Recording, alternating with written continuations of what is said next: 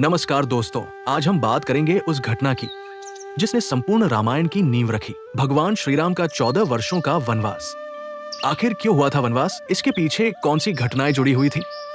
आइए जानते हैं पूरी कहानी। अयोध्या नगरी में महाराज दशरथ राज्य करते थे। उनके 4 पुत्र थे, श्री राम, भरत, लक्ष्मण और शत्रुघ्न। राम जी सबसे बड़े और सबसे प्रिय थे। जब राम विवाह कर सीता जी को लाए, तब महाराज दशरथ ने सोचा कि अब राम को अयोध्या का राजा बना दिया जाए। पूरे अयोध्या में उत्सव का माहौल था।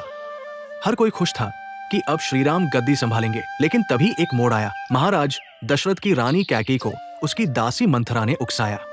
मंथरा ने कहा, अगर राम राजा बने तो भरत की क्या स्थिति होगी? तुम्हें अभी अपने 2 वरदान मांगने होंगे। दरअसल बहुत साल पहले युद्ध में घायल होने पर कैकेयी ने दशरथ की जान बचाई थी।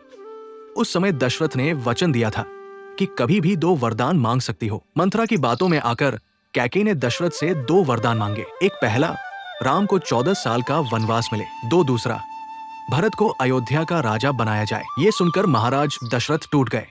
वे राम जी को वनवास देने का आदेश नहीं दे पा रहे थे, लेकिन राजा को अपने वचन पर डटे रहना पड़ता है। जब भगवान श्री राम को ये बात पता चली तो वे बिना किसी शिकायत के वन जाने को तैयार हो गए।